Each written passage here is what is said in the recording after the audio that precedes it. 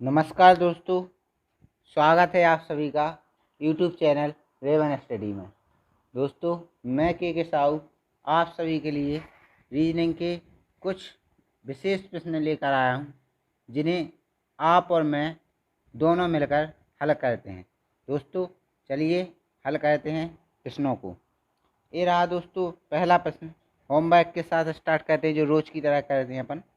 करते हैं होमवर्क के प्रश्न के साथ स्टार्ट। लिखा है उस समान युग्म का पता कीजिए जो दी गई संख्या युग्म में के समान है। मतलब जो ये संख्या लिखी है, जैसे 4 से 49 कैसे बना, तो इसी प्रकार जिस प्रकार इस दोनों समान है आपस में, इसी प्रकार इन चार ऑप्शन में देखना है कौन समान है। तो ये आपको ये तो सीधा सीधा नज़र आ रहा होगा कि ये 2 का स्क्वायर है, ये 7 का स्क्वायर है। तो ये 2 से 7 का स्क्वायर हुआ तो 5 बढ़ गए।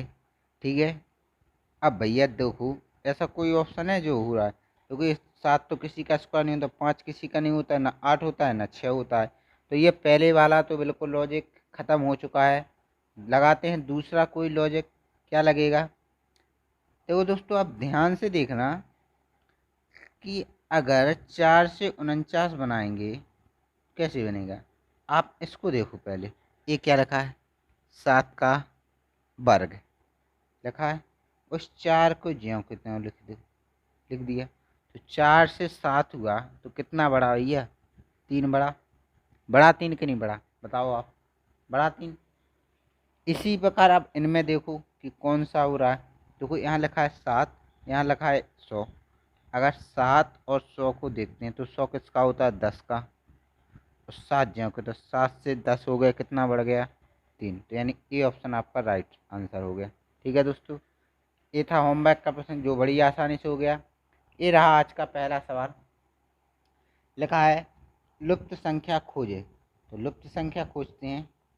देखो दोस्तों, ये लिखा है 8, 7, 5 से 75 बनाना है। तो भैया कैसे बनेंगे, देखते हैं। 8 का 7 से गुणा करेंगे तो कितना आएगा, 56। और अगर 8 का 5 से गुणा करेंगे तो कितना आएगा, 40। 6, 5, 4, 9। इस प्रकार से नहीं हो रहा है। नहीं, कहाँ से आ रहा है, दूसरा लॉजिक सोचो। 8 का गुणा 4 5 से किया तो कितना आएगा, 40। और 7 का गुणा 5 से करेंगे तो कितना आएगा, 35। जब इनको जोड़ देंगे तो कितना आएगा, 75। यानी ये लिखा है इसमें। अब देखते हैं यही लॉजिक दूसरे वाले इसमें लग रहा है कि नहीं। देखते हैं। 6 का गुणा 2 से करेंगे तो कितना आएगा दोस्तों, 18। और 4 का गुणा 2 से करेंगे, नहीं सॉरी, 6 का गुणा 2 से करेंगे तो आएगा 12। और 4 का गुणा 2 से करेंगे तो आएगा 8। जब दोनों को जोड़ेंगे तो आएगा 20। बिल्कुल, अब इसमें लगाते हैं यही प्रकार का लॉजिक। तो 5 का गुणा 3 से करेंगे तो आएगा 15। 6 का गुणा 3 से करेंगे तो आएगा 18। तो जोड़ेंगे इनको, 8 5 13, हाथ से ले 1 2 और 3, 33 आपका सही ऑप्शन आंसर होगा। बी ऑप्शन आपका सही हो जाएगा। ठीक है दोस्तों, चलते हैं अगले प्रश्न पर। ए रहा, लिखा है चीन युआन। आप बड़ी ही आसानी से समझ गए होंगे कि जो चीन की मुद्रा है या जो करेंसी है वो क्या है, युआन। युआन है ना, क्योंकि चीन की राजधानी बीजिंग है। तो ये आप तो ये जान गए कि राजधानी तो है नहीं, बस ये जान गए कि ये चीन की क्या मुद्रा। तो अर्जेंटीना की क्या होगी, आप सभी जानते हैं कि अर्जेंटीना की जो मुद्रा होती है वो होती है पीसो। बाकी इन ऑप्शनों को देख लेते हैं। दीनार जो है आपको मैं पहले करा चुका हूँ, इराक की है। कुवैत की है, पहले बता चुका हूँ आपको। जॉर्डन की है, और आपकी शायद बहरीन की भी है, और हाँ अल्जीरिया की भी है। और भी एक दो अरब देश हैं जिनकी मुद्रा सॉरी दीनार है। बहात जो मुद्रा है वो थाईलैंड की है। थाईलैंड की थाई बात है ना, तो उसको बहात बहात बोलते हैं। और जो टका है वो बांग्लादेश की है। ठीक है दोस्तों, सभी ये आप ध्यान से रखना, मैं बता चुका हूँ। ठीक है, चलते हैं अगले प्रश्न पर। ये रहा, लिखा है 29 22। 29 से अगर 22 बनाएंगे तो कितना होगा, -7। अब 37 में से -7 करेंगे तो कितना आएगा, 30। है ऑप्शन नहीं है, तो लॉजिक यहीं पर समाप्त। 29 से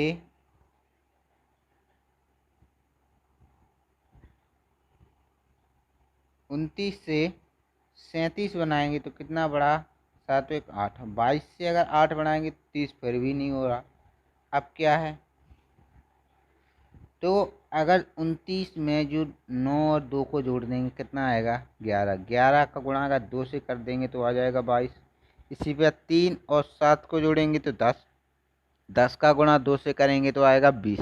यानी डी ऑप्शन आपका सही हो जाएगा। ठीक है दोस्तों, तीसरा ऑप्शन, चीज़ें एकदम चकाचक चल रही हैं, बिल्कुल शानदार तरीके से चीज़ें चल रही हैं, आप बस लगाते जाइए मेरे साथ और करते जाइए। ठीक है, लिखा है विषम शब्द चुनिए, यानी बैंक परीक्षा, रेल परीक्षा, एसएससी परीक्षा और सीसीसी परीक्षा। देखो दोस्तों, विषम चुनना है तो आप बड़ी आसानी से, बड़ा आसान सवाल था कि सीसीसी एग्ज़ाम अलग हो जाएगा। अब एक क्यों हो जाएगा मैं बता देता हूँ कि जो सीसीसी एग्ज़ाम है एक कंप्यूटर का कोर्स है, एक प्रकार का एक प्रकार का क्या कंप्यूटर का कोर्स ही है 3 मंथ का।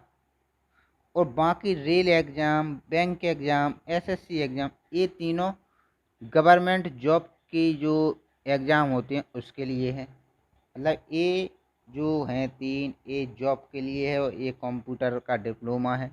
बड़ी आसानी से समझ गए दोस्तों। चलते हैं अगले प्रश्न पर। ए रहा, दिए गए पासे में 3 के विपरीत फलक पर कौन सा अंक होगा। तो मैं दोस्तों बता चुका हूँ इसको। सबसे पहले देखो कि कौन से पासे हैं। तो ये भैया दोस्तों दिख रहे हैं आपको, साधारण पासे हैं। देखो 5 और 2 7, 5 और 2 7 इसमें हो रहा है। तो अब भैया आप इसमें कॉमन देखो, जो कॉमन है इसमें 2 कॉमन है और 5 भी कॉमन है, यानी ये दोनों सतह कॉमन है, बाकी बची 3। तो ये 3 के विपरीत क्या होगा, जो कॉमन सतह को छोड़कर वही हो जाएगा, यानी 3 के विपरीत 4। ऑप्शन नंबर बी आपका करेक्ट हो जाएगा। ठीक है दोस्तों, चलते हैं अगले प्रश्न पर। ए रहा, दिए गए विकल्पों में से सही विकल्प का चयन कीजिए जो अनुक्रम को पूरा करता है, यानी श्रेणी को पूरा करता है। आप देख ही रहे होंगे कि ऑप्शन इस प्रकार से एलिमिनेट किए गए हैं कि जरूरी है कि इसका मल्टीपल हो रहा होगा। आप बिना देखे ही समझ गए। अब देखो अगर कैसे होगा, 12 का गुणा 2 से करेंगे तो कितना आएगा, 24, और 24 में से -1 कर दिया, कितना आया, 23।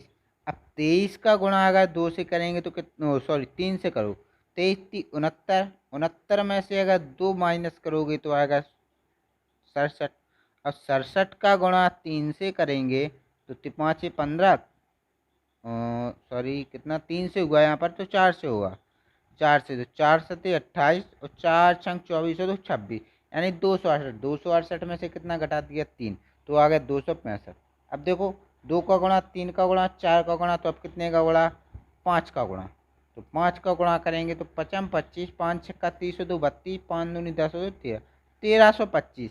अब भैया माइनस भी कर रहे थे इस वाले में, पहले वाले में 1 माइनस, यहाँ से 2 माइनस, यहाँ 3 माइनस, और यहाँ पर आपका 3 माइनस होगा तो अब कितना माइनस होगा, 4 माइनस, 4 माइनस होगा तो कितना होगा, 1321। आपका करेक्ट आंसर हो जाएगा बी ऑप्शन।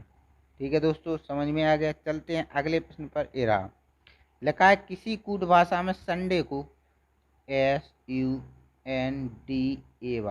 संडे को क्या लिखा है, 19 21 14 4 1 25, ये लिखा जाता है, यानी जिसका जो कोड है वही लिख दिया। तो रॉक स्टार का पूछा है, ROCKSTAR, तो R18 पे, O15 पे, C3 पे, K11 पे, S19 पे, T20 पे, A1 पर और R18 पर। देख लो कौन से, 18 153 111 920 118। तो ये 18 100 पहला तो ऑप्शन है ही नहीं है। 18 153 111 920 118, हाँ बी ऑप्शन आपका राइट हो जाएगा।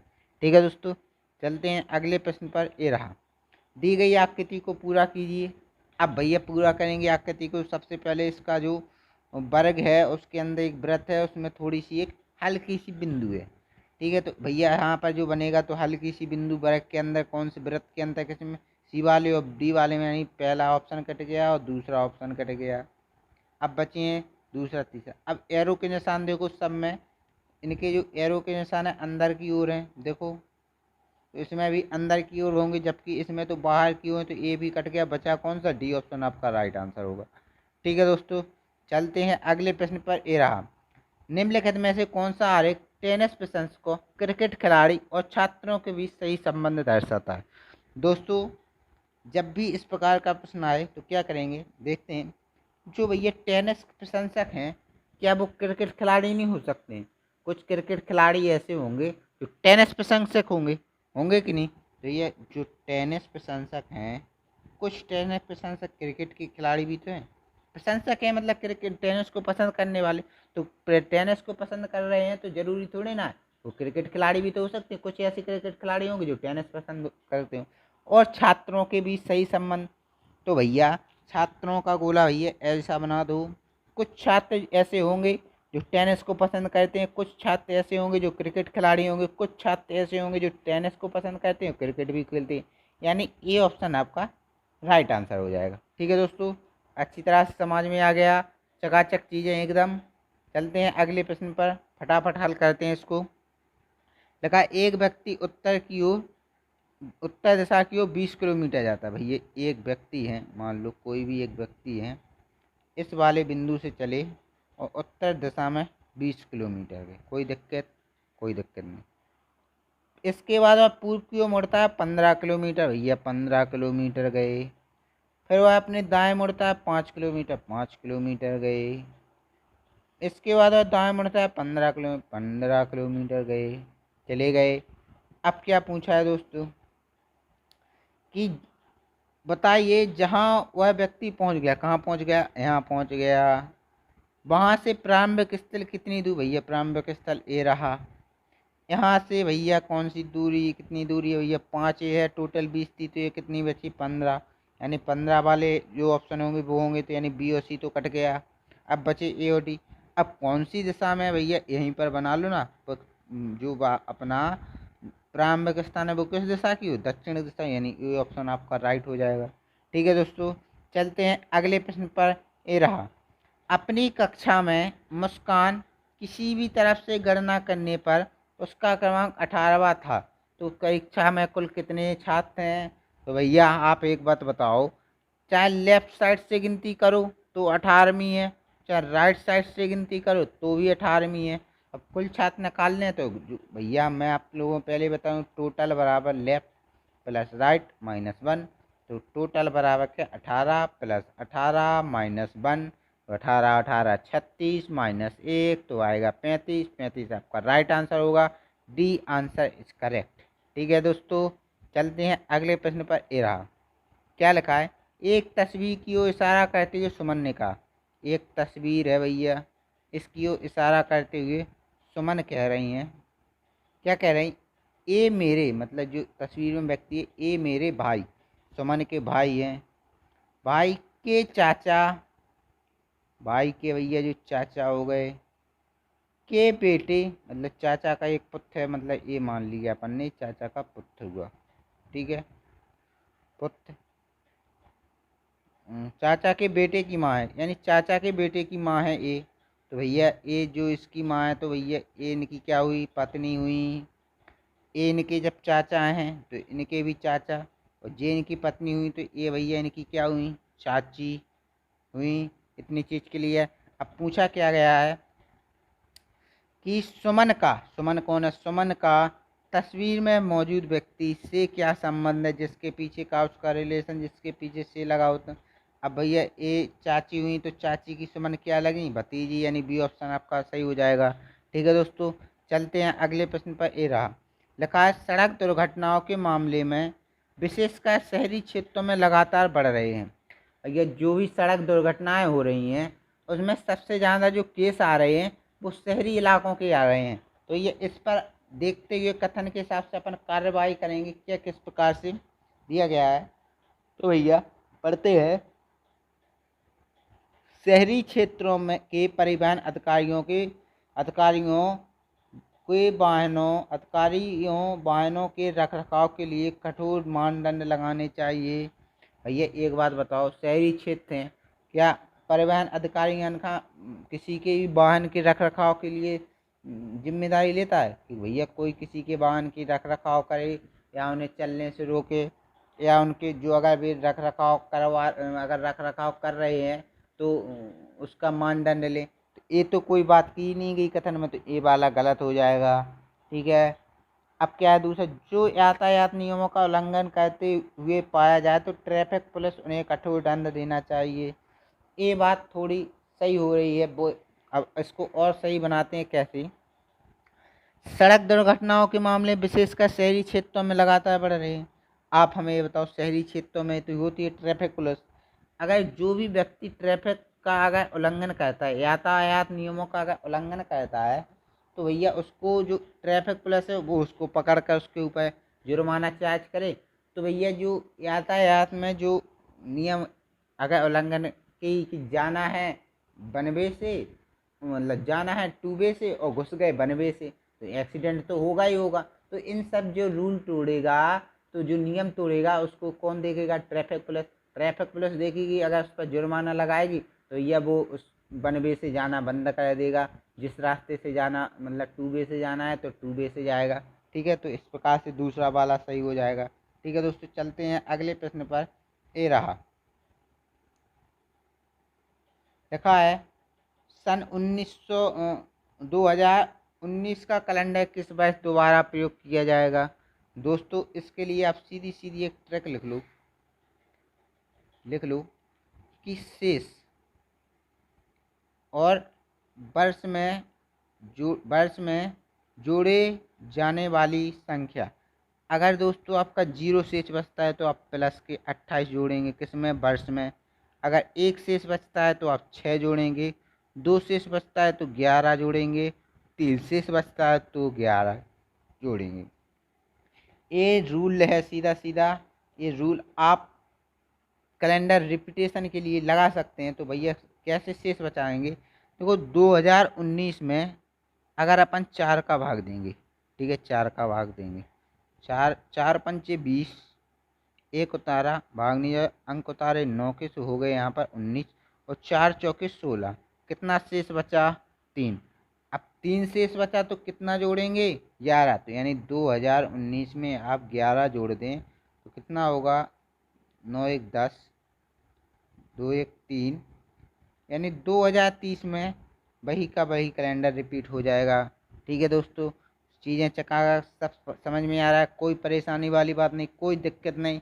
किसी भी प्रकार से कोई दिक्कत हो तो आप कमेंट करें। ठीक है दोस्तों, चलते हैं अगले प्रश्न पर।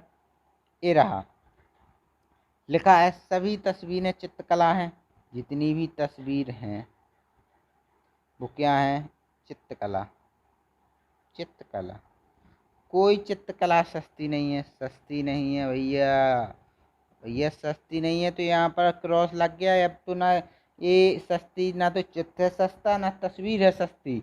ठीक है, तो अब क्या निष्कर्ष कह रहा है? निष्कर्ष देखते हैं कि कोई तस्वीर सस्ती नहीं है, कोई तस्वीर सस्ती नहीं है। जब भैया चित्र से क्रॉस ही लग गया, दीवार बन गई कि भैया सस्ती की तरफ आप जा ही नहीं सकते, तो भैया कोई तस्वीर सस्ती नहीं है। बिल्कुल बात सही ही तो है कि भैया कोई भी तस्वीर सस्ती नहीं है, क्योंकि इस पर यहाँ पर दीवार लग चुकी है तो आप कर नहीं पाएंगे वो यहाँ से। तो यानी कोई भी जो है तस्वीर सस्ती नहीं, पहला वाला सही हो गया। अब क्या है, सभी चित्रकलाएँ तस्वीरें, ये सभी चित्रकलाएँ तस्वीरें बाहर से अंदर की ओर आएंगे। तो मैं आपको पहले ही बता दूँ, कुछ वाला सही होगा। कुछ वाला सही कब होगा? जब वो अपने डायग्राम में फॉलो कर रहा होगा। ठीक है दोस्तों, तो दूसरा वाला निष्कर्ष गलत, यानी केवल एक निहित है। ठीक है दोस्तों, चलते हैं। आज का ये आखिरी प्रश्न था। अब आपका समय हो चुका है होमवर्क वाले प्रश्न का। ये रहा, ये दोस्तों प्रश्न है आप सभी के लिए होमवर्क में, जो आपको करना है और आंसर आपको हमें कमेंट में करेंगे। वीडियो अगर पसंद आई हो तो लाइक करें, चैनल को शेयर करें, सब्सक्राइब करें। ठीक है दोस्तों, तो ये रहा आज की क्लास। आपको कैसी लगी? पसंद आई हो तो लाइक करें और अपने दोस्तों को भी बोलें। ठीक है, शेयर करें। Bye bye, tata, take care. घर पर रहिए, सुरक्षित रहिए और खुश रहिए और मौज लेते रहिए। ठीक है दोस्तों।